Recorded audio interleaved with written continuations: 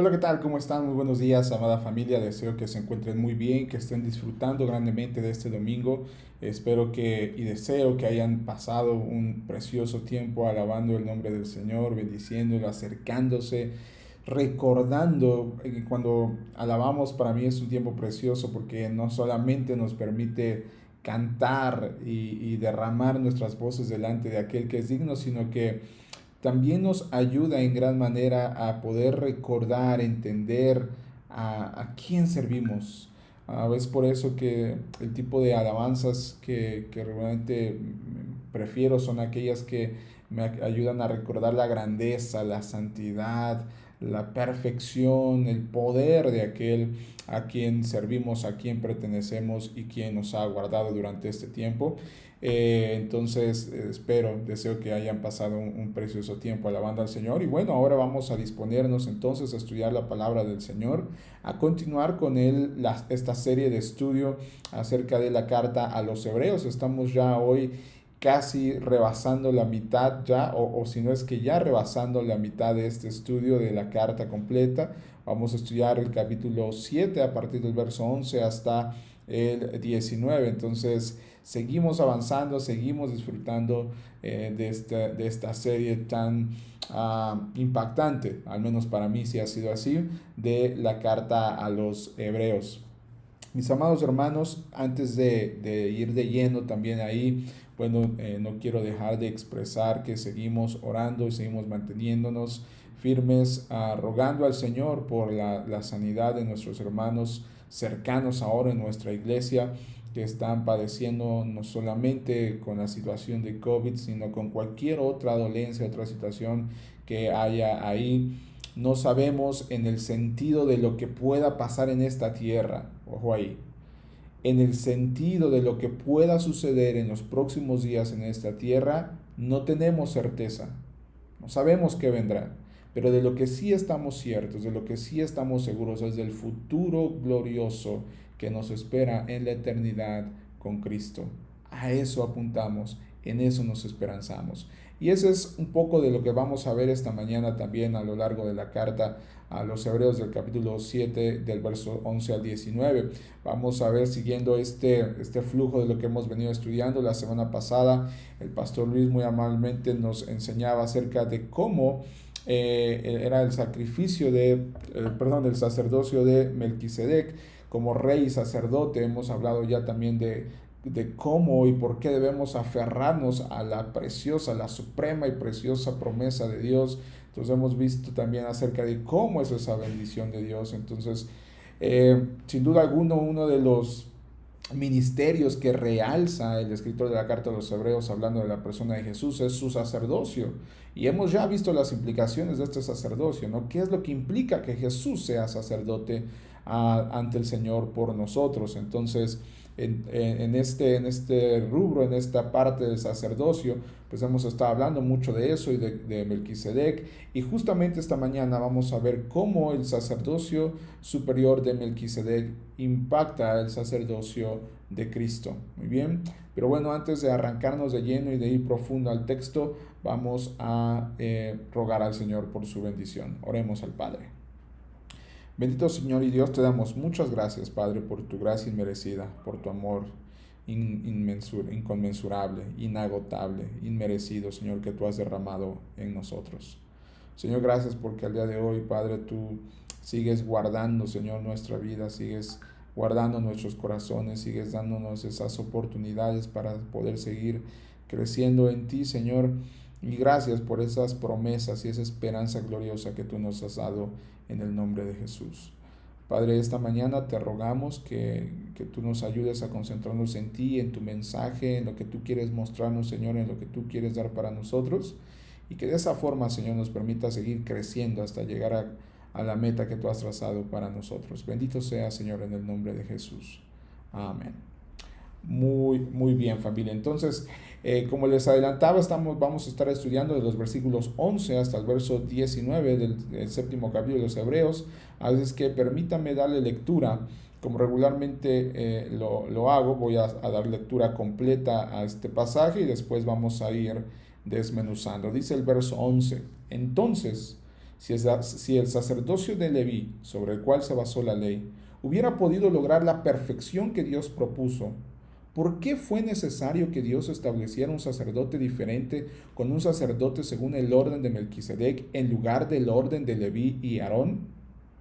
Y si se cambia el sacerdocio, también es necesario cambiar la ley para permitirlo, pues el sacerdote a quien nos referimos pertenece a una tribu diferente, cuyos miembros jamás han servido en el altar como sacerdotes.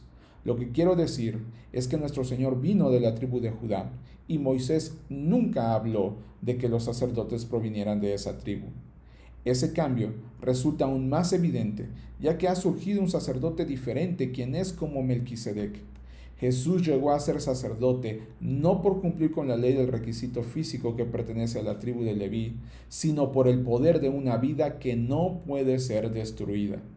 Y el salmista lo señaló cuando profetizó: tú eres sacerdote para siempre, según el orden de Melquisedec.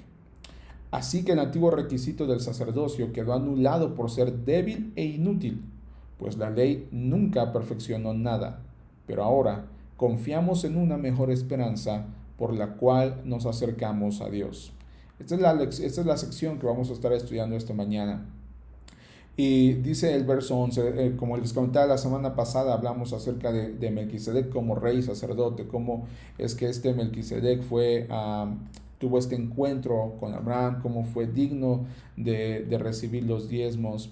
Hablamos de cómo el sacerdocio de Melquisedec era superior al sacerdocio de Aarón y los levitas, de cómo no hay rastro, de hecho dice el texto 4, dice, a semejanza, hablando de Melquisedec, dice, no hay registro de su padre, ni de su madre, ni de ninguno de sus antepasados, no hay principio ni fin en su vida. A semejanza del Hijo de Dios, sigue siendo sacerdote para siempre. Entonces, en este momento, en este texto, en este pasaje, en el flujo de esta idea, el autor de la carta a los Hebreos está nuevamente colocando la relevancia del sacerdocio de Melquisedec. Y en el verso 12 dice: entonces, si el sacerdocio de Leví, sobre el cual se basó la ley, hubiera podido lograr la perfección que Dios propuso, ¿por qué entonces fue necesario que Dios estableciera un sacerdocio diferente, con un sacerdote según el orden de Melquisedec en lugar del orden de Leví y de Aarón? Lo que vamos a ver a partir de este versículo, del versículo 11 hasta el versículo 14, vamos a ver cómo el sacrificio levítico, los sacrificios que eran ofrecidos por los sacerdotes levitas, por este orden arónico, eran imperfectos. El sacerdocio levítico, mis amados hermanos, ofrecía un sistema imperfecto, mediante el cual el hombre se acercaba a Dios de alguna manera, pero de una forma realmente imperfecta. Ahora, cuando digo que era imperfecto, no estoy diciendo que era ineficaz. ¿Me explico? Es decir, era eficaz el sacrificio, los sacrificios que los levitas ofrecían, que estos sumos sacerdotes, que estos sacerdotes ofrecían, eran eficaces en el sentido de que los sacrificios que daban bastaban o eran suficientes para apaciguar la ira del Padre. Pero en ningún sentido este modelo de sacerdocio fue capaz de presentar al hombre perfecto delante de Dios.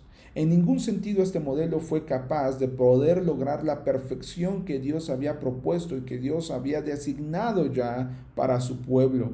Y es que si hubiera sido capaz, si este modelo que estaba siendo establecido y que estaba siendo llevado a cabo por los levitas y estos sumos sacerdotes, si estos hubiesen sido capaces de presentar al pueblo perfecto, y ni siquiera al pueblo, si este modelo hubiese sido capaz de por lo menos presentar a un hombre perfecto delante de Dios, entonces ¿qué razón hubiese tenido el Padre para establecer un sacerdocio diferente?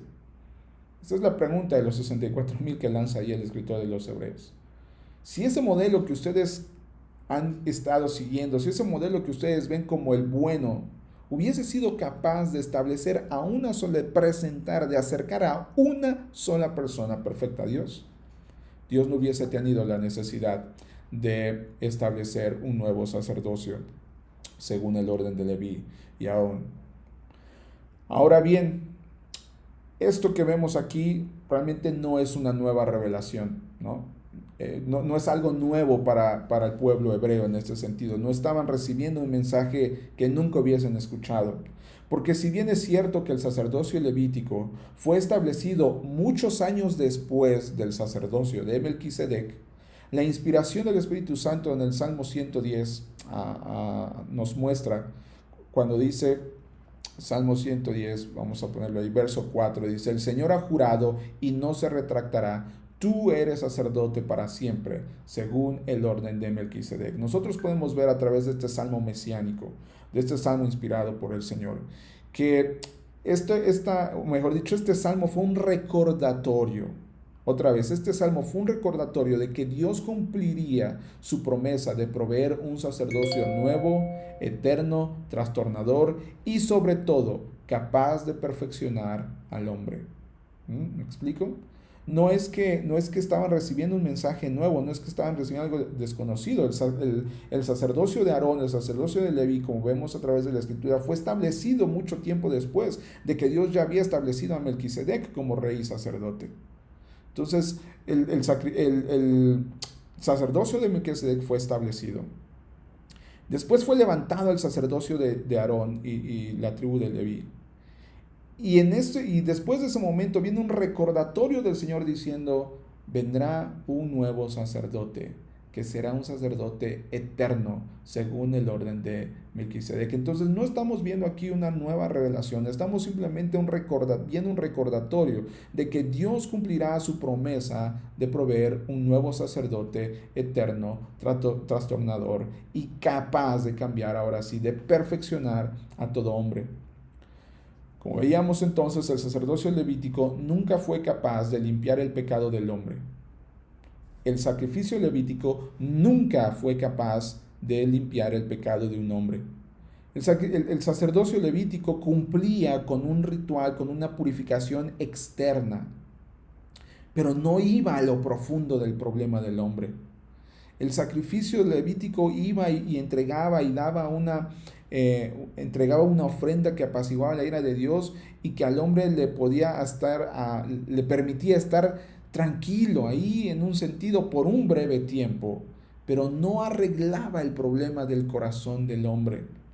Solo Cristo, mis hermanos, fue y es capaz de limpiar nuestra alma, de hacernos blancos como la nieve y permitirnos andar en pos de esa perfección que el sacrificio levítico, que el sacerdocio levítico nunca pudo lograr. Una implicación aún más fuerte que esto es, si el sacerdocio levítico hubiera sido suficiente y eficiente en la limpieza del alma y capaz de hacerlo perfecto y capaz de hacer perfecto al hombre, entonces, mis queridos hermanos, entonces no hubiera sido necesaria la encarnación de Jesús. Voy a repetirlo. Si el sacerdocio levítico hubiera sido eficiente y suficiente para limpiar el alma del hombre y hubiese sido capaz de perfeccionarlo, entonces no hubiera sido necesario la encarnación de Cristo. No habría sido necesario establecer un nuevo sacerdocio. Pero por cuanto el sacrificio levítico fue ineficiente, entonces dice el verso 12, en adelante, que se tuvo que establecer un nuevo sacerdocio. Y dice el verso 12, y si se cambia el sacerdocio, también es necesario cambiar la ley para permitirlo. El énfasis del autor aquí es claro, mis hermanos. Si hay un nuevo sacerdote proveniente de una nueva tribu, es necesario que haya también un cambio de la ley. Dicho de otra manera, si hay un nuevo jefe, hay nuevas reglas. ¿Me explico? No era posible que el nuevo sacerdocio de Jesús se rigiera por las leyes antiguas e ineficientes, porque esta fue la razón del cambio como tal, de la nueva instauración, la incapacidad del viejo orden de sacrificios, la incapacidad de este orden para presentar puras a las personas y aceptas delante de Dios y perfectos delante de Dios es lo que hizo que hubiese una necesidad de instaurar un nuevo sacerdocio. Y este nuevo sacerdocio, como dice ahí, cambió también la ley que regía el anterior sacerdocio para poder ser permitido. Ahora bien, una buena pregunta aquí sería, si al haber un nuevo sacerdocio hay una nueva ley, ¿sí? La pregunta aquí sería, ¿cuándo entra en vigencia el sacerdocio de Cristo y con esto la nueva ley? ¿A partir de qué momento de la historia podemos ver que este nuevo sacerdocio se cumplió y entonces estamos bajo una nueva ley, no bajo una ley antigua, arcaica, ineficiente, débil e inútil? Bueno, la respuesta es la siguiente. Este nuevo sacerdocio fue consumado y esta nueva ley tomó efecto a partir del sacrificio de Jesús. Cuando el sacrificio de Cristo fue consumado, en ese justo momento el nuevo pacto se selló con la sangre del testador y a partir de ese momento entró la nueva ley en vigencia.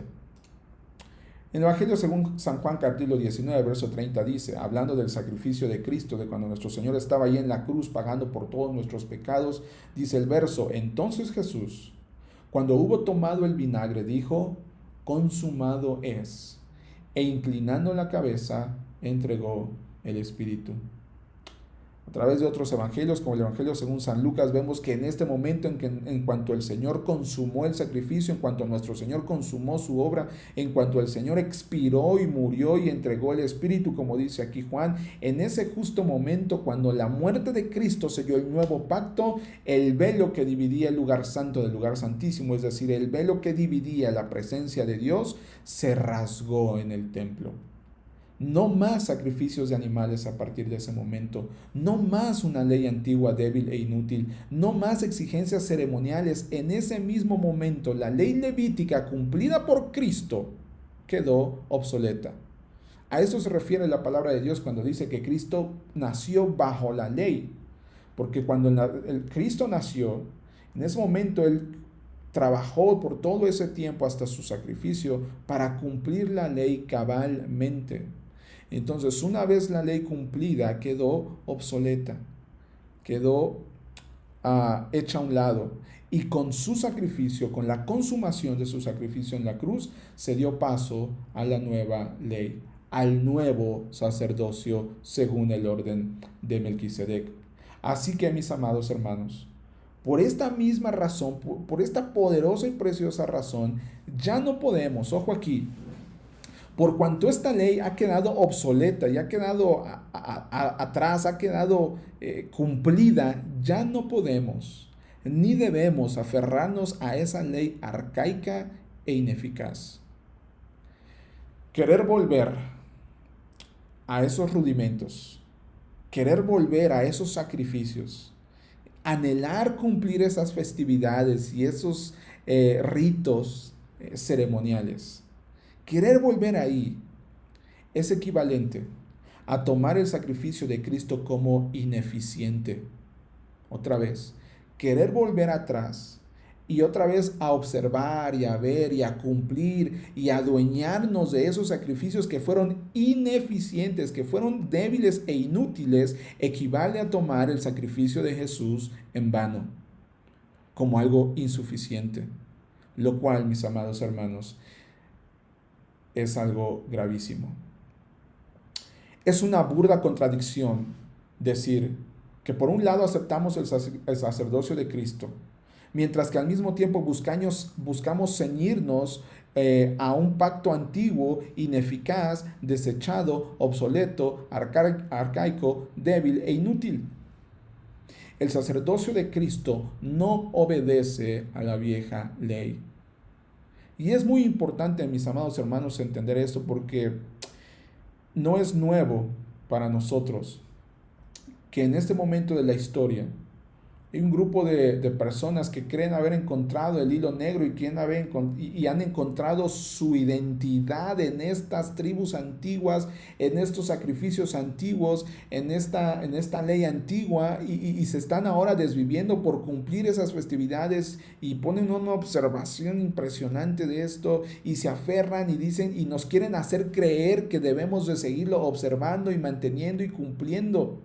Esto es incorrecto a la luz de lo que la palabra de Dios enseña. Este pasaje es clarísimo. Hebreos 7:11. El sacrificio, el sacerdocio levítico, los sacrificios levíticos eran ineficientes, eran débiles, eran inútiles. Nunca fueron capaces de presentar a una sola persona perfecta delante de Dios. Nunca fueron suficientes para limpiar el verdadero problema del corazón del hombre. Por ende, no podemos volver ahí. Querer volver ahí, poner nuestros ojos ahí y decir que creemos al mismo tiempo en Cristo y en su sacrificio perfecto es una burda, es una obscena, es una grosera contradicción. Eso no puede ser, no tiene cabida. Vamos adelante. Verso 13. Pues el sacerdocio a quien nos referimos pertenece a una tribu diferente, cuyos miembros jamás han servido en el altar como sacerdotes.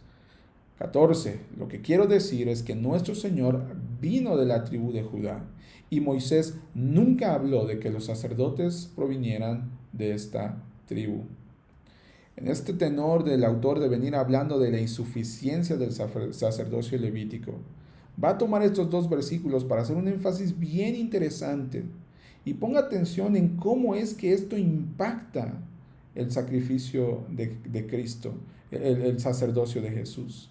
Vamos a ver cuál es la relevancia, vamos a ver cuál es la importancia de que el sacerdocio de Jesús fuese establecido por Melquisedec y no por Leví. Dice como una referencia, segundo libro de las Crónicas de los Reyes, capítulo 26, versos 16, dice el texto: pero cuando llegó a ser poderoso, hablando de Usías, uno de la tribu de Judá, el rey Usías, pero cuando llegó a ser poderoso, Usías también se volvió orgulloso, lo cual resultó en su ruina. Pecó contra el Señor su Dios cuando entró al santuario del templo del Señor y personalmente quemó incienso sobre el altar del incienso. Lo que vemos aquí es una referencia rápida de este hombre, de Usías, este rey, que fue establecido, que venía de la tribu de Judá y que en un momento de su vida, como dice el texto bíblico, se llenó de orgullo e indebidamente se atrevió a ofrecer sacrificios, es decir, se atrevió a tomar una posición que no le correspondía, se atrevió a tomar una posición de algo que no le competía. Él no era de la tribu de los levitas, él no estaba capacitado, no era acepto para ser sacerdote. Y tuvo el atrevimiento. Si nosotros seguimos leyendo la historia, este hombre fue castigado severamente, fue herido de lepra por el resto de su vida y fue relegado a vivir en un espacio alejado de la casa, ahí en un cuarto a solas. La aseveración de estos versos, mis hermanos, es completamente cierta, de los versículos de Hebreos, donde dice que al sacerdote a quien nos referimos pertenece a una tribu diferente, cuyos miembros jamás han servido en el altar como sacerdotes. Esto es completamente cierto. Nadie de la tribu de Judá había sido llamado al servicio del templo ni se le permitió.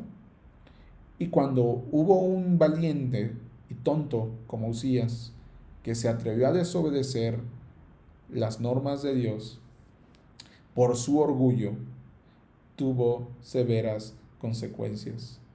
Herido de lepra por el resto de la vida y excluido de la casa de Dios. Las consecuencias, y digo esto con mucho temor y para nuestra meditación, las consecuencias cuando nosotros decidimos desobedecer lo que Dios ya ha establecido, sea en el ámbito que sea, son terribles.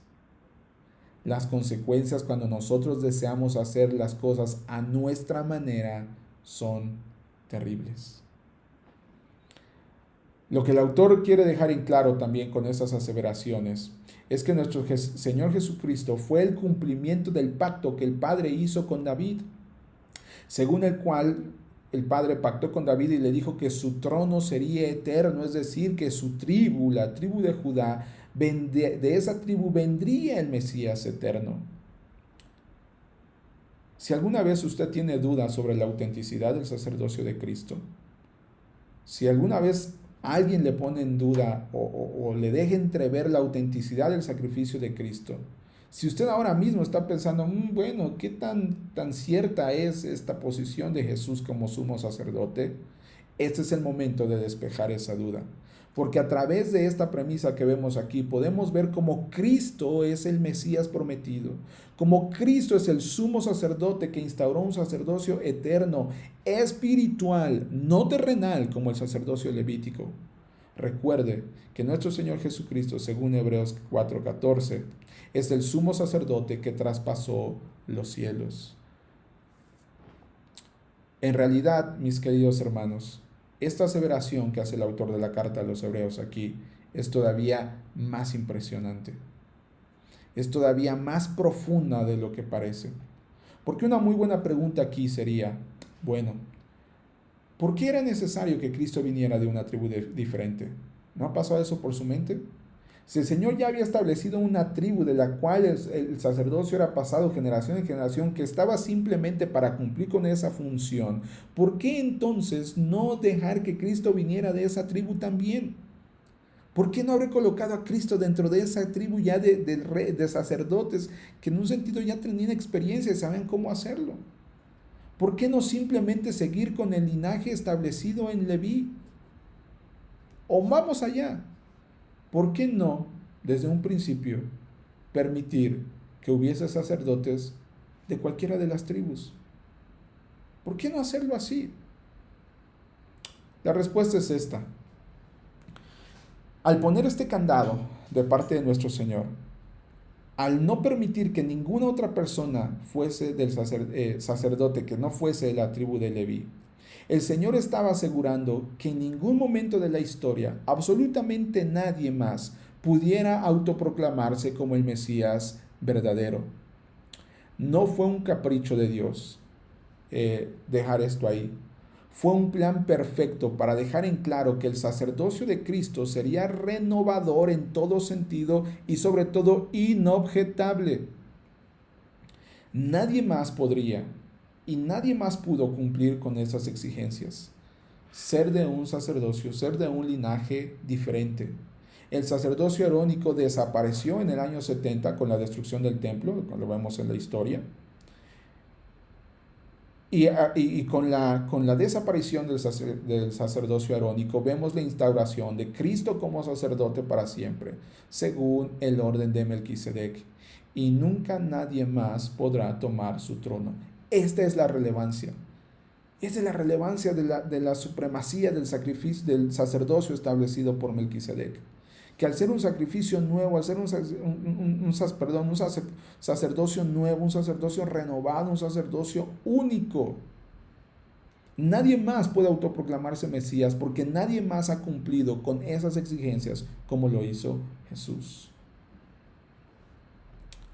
Hasta este momento, mis amados hermanos, entonces hemos podido ver, y yo creo no debe haber mayor duda, de cómo el sacrificio levítico fue imperfecto, ineficiente, débil e inútil para perfeccionar a las personas y para acercarlas a Dios. En adelante, a partir del verso 15, vamos a ver entonces cómo es que impacta, qué implica la superioridad del sacerdocio según el orden de Melquisedec. Dice el verso 15, ese cambio, el cambio del sacerdote y de ley, resulta aún más evidente ya que ha surgido un sacerdote diferente, quien es como Melquisedec. Verso 16. Jesús llegó a ser sacerdote no por cumplir con la ley del requisito físico de pertenecer a la tribu de Leví, sino por el poder de una vida que no puede ser destruida. Y el salmista lo señaló cuando profetizó, tú eres sacerdote para siempre, según el orden de Melquisedec. ¿En qué sentido Cristo como sacerdote es como Melquisedec, según el verso 15? Otra vez, ¿en qué sentido Cristo como sacerdote es como Melquisedec? La respuesta está aquí. Según el verso 16, todos y cada uno de los sacerdotes que sirvieron conforme al orden de Leví, y no solo el verso 16, sino la historia de la Biblia, todos estos levitas, todos estos sacerdotes tuvieron un principio y un final. Es una realidad. Mantuvieron un sacerdocio que se enfocaba más en lo externo, en la descendencia, en los rituales, en la purificación de afuera. Y en contraste a este sacerdocio terrenal enfocado en lo externo tenemos a Cristo, quien reclamó para sí un sacerdocio eterno por el poder de una vida que no pudo ni podrá ser destruida. Ese es el sentido más claro de ser sacerdote según el orden de Melquisedec. Ejercer un sacerdocio sin límite en la carne ni en el tiempo. Un sacerdocio establecido desde el principio. Un sacerdocio prometido por aquel que no miente, que no cambia y aquel que ha provisto la salvación para su pueblo. 10 versos 18 y 19. En esta parte vamos a ver un rápido resumen del autor de esto que hemos visto anteriormente, porque dice el texto: así que el antiguo requisito del sacerdocio, aquí mire esto, así que el antiguo requisito del sacerdocio, es decir, de ser de la tribu de Leví, quedó anulado por ser débil e inútil en su representación también. Pues la ley, dice el verso 19, nunca perfeccionó nada. Pero ahora, dice el texto, el autor de la carta a los Hebreos, confiamos en una mejor esperanza por la cual nos acercamos a Dios. Terminemos entonces con este resumen y vamos a ver el contraste que el mensajero de la carta a los Hebreos nos muestra al final de esta porción, donde dice: el sacerdocio levítico, otra vez, el sacerdocio levítico, el sacerdocio arónico, el sacerdocio de la tribu de Leví que venía siendo ejercido, fue anulado, es decir, quedó en el pasado, ya, cancelado, no tiene mayor vigencia por ser débil e inútil. No lo digo yo, lo enseña la Escritura. El sacerdocio levítico, un sacerdocio débil e inútil. Su ineficiencia nunca pudo guiar al hombre a la perfección. Por ende, mis queridos hermanos, el fin de este sacerdocio era inminente. Tal sacerdocio siempre fue incapaz de brindar una paz interna. Había tranquilidad en las personas. Cuando el sumo sacerdote entraba y otorgaba y ofrecía el sacrificio y salía y decía al pueblo el sacrificio fue aceptado, ya había tranquilidad, había alegría, pero era pasajero, era momentáneo. ¿Había perdón? Sí, había perdón de parte de Dios, pero de remotamente su ira se encendía por este pueblo tan duro. ¿Había conocimiento de Dios? Sí, pero aún así era un sacerdocio que en la práctica era débil e inútil, en el sentido de que a pesar de los años, a pesar de los múltiples sacrificios ofrecidos, a pesar de las buenas intenciones que había cuando se ofrecía todo esto, nunca pudo brindar la esperanza que nos brinda el sacerdocio de Jesús. Porque contrario a la ley, el sacerdocio de Cristo nos brinda una mejor esperanza por la cual nosotros ahora podemos acercarnos a Dios limpios, confiados, perdonados, perfeccionados. El Evangelio presentado a nosotros nos da paz como el mundo no puede darla. El Evangelio por el cual nosotros hemos venido a Cristo nos da descanso, no solamente tranquilidad, nos permite descansar en Jesús. Nos da el perdón eterno de nuestros pecados, pero sobre todo, nos da libre acceso y cercano a la presencia de Dios, a la presencia de este Padre Creador, de este Padre Sustentador, de este Dios Proveedor, de este pacto eterno en Cristo, según el orden eterno de Melquisedec. Así es que, amada familia, la pregunta de los 64,000 esta mañana es: ¿cómo hemos de vivir entonces ante esta verdad ineludible que nos acaba de mostrar la Escritura del Señor? A lo largo de la historia podemos ver cómo hay una tendencia en el hombre que regularmente o recurrentemente busca volver atrás. Parte de la naturaleza del ser humano. Recurrentemente está buscando volver atrás. Está buscando volver a fijar sus ojos en el pasado. Y en el sentido de lo que estudiamos ahora, como decía hace un momento, hay algún movimiento ahí que pareciera tomar fuerza, que está ahí perdiendo a muchos, en el que en el que este grupo cree haber descubierto el hilo negro en su pasado y en su tribu. Buscan ceñirse a un estilo de vida centrado en guardar y observar sacrificios, festividades, que como dice la carta a los hebreos, fueron débiles e inútiles. Fueron suficientes en ese momento para cumplir el plan de Dios, comenzar a establecer las pautas de lo que vendría a ser. Fueron útiles en su momento para cumplir el plan de Dios en colocar y en ser la sombra de lo que habría de venir. Pero no fueron instaurados con una visión eterna.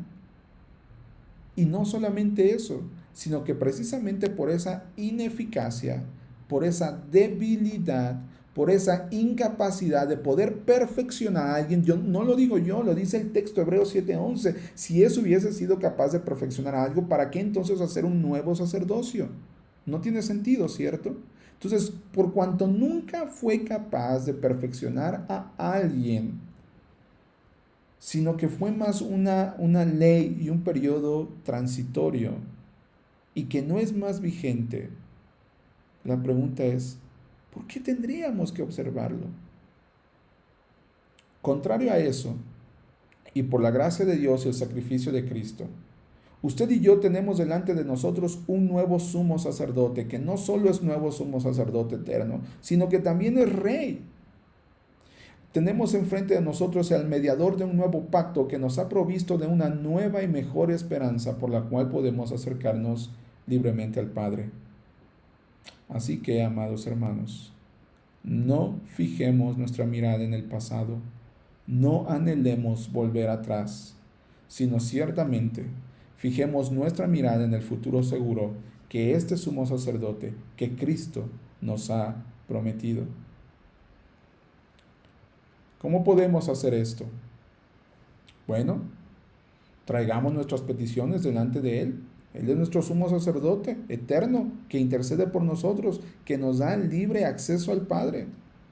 Aferrémonos a sus grandes y poderosas y preciosas promesas como hemos visto en el pasado. Vivamos confiados, ojo, vivamos confiados y con descanso en esta nueva y mejor esperanza. Como decía al principio, no tengo certeza de lo que pasará en los próximos días con nosotros. No tengo certeza de lo que el Señor permitirá en nuestra vida por los próximos días. Pero aún eso no debe robar y no puede robar ni mi paz, ni mi tranquilidad, ni mi gozo, ni mi confianza. Porque lo que sí tengo certeza es de esta promesa preciosa y eterna que el Señor ha hecho a todos sus hijos, de que todos aquellos que han confiado en Cristo para el perdón de sus almas, vivirán con Él eternamente en su gloria. Eso es cierto, eso es irrefutable, eso no cambia. Eso es una promesa hecha por el Padre, por el mismo Dios que instauró el nuevo sacerdocio, el mismo Dios que no cambia, el mismo Dios que no miente, el mismo Dios que ama a su pueblo. Entonces podemos descansar en Él, podemos confiar en Él. No caigamos en desesperaciones, no permitamos entrar en situaciones caóticas o ansiosas. Descansemos en Cristo, descansemos en este sumo sacerdote. Y si usted nos está viendo y aún no se ha aferrado a esta nueva y mejor esperanza, hoy es un buen día.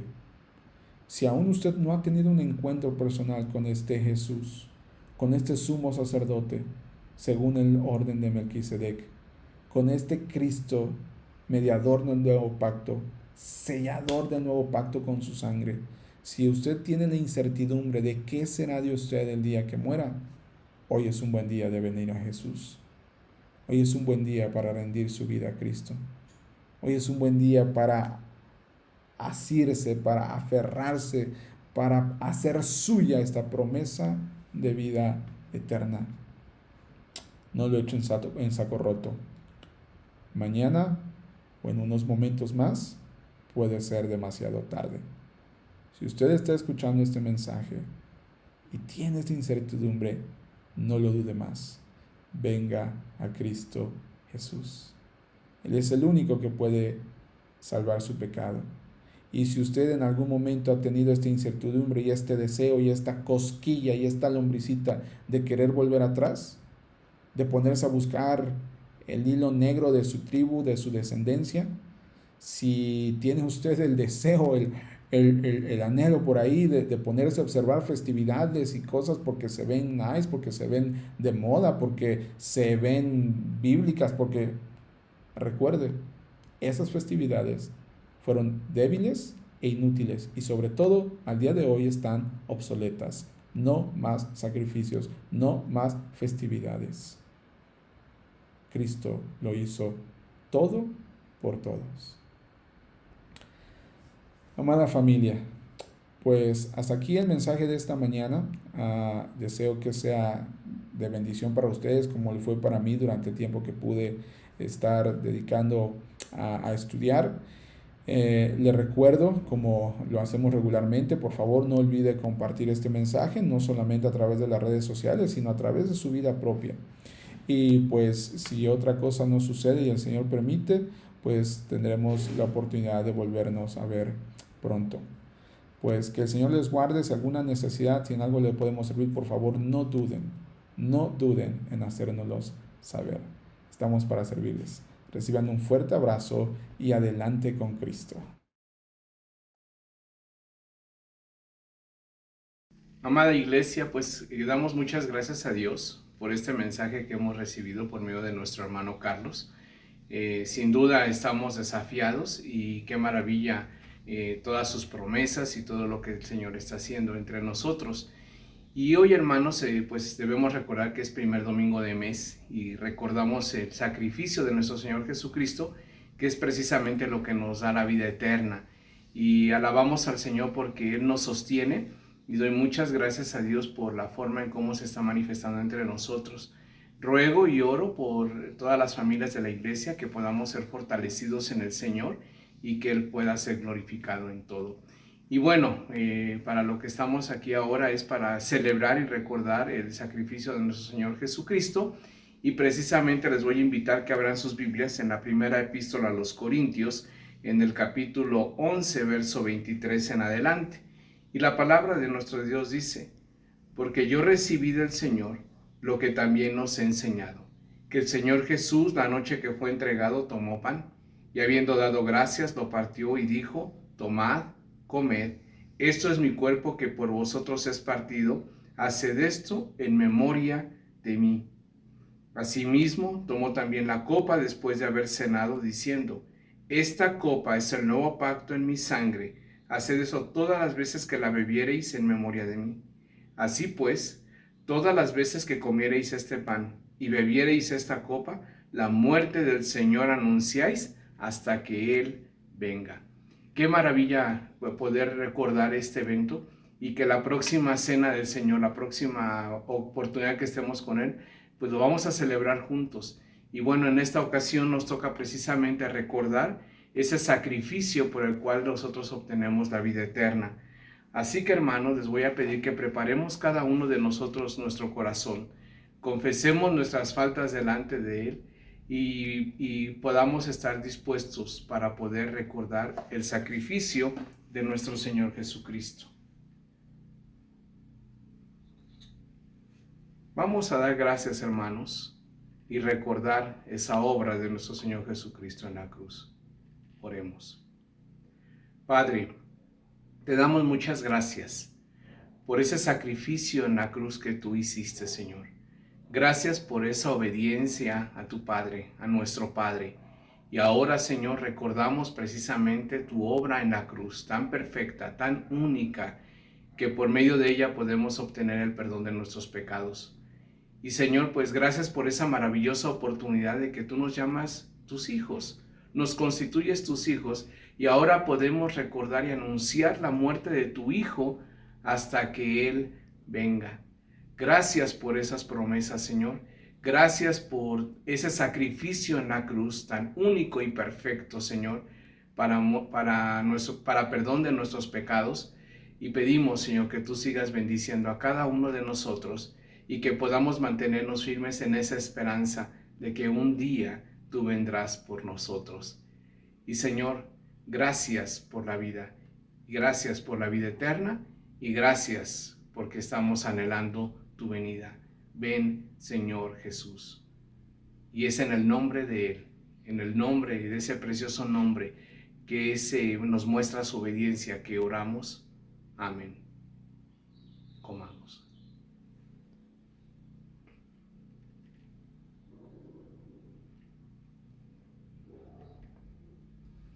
Y tomemos el fruto de la vida.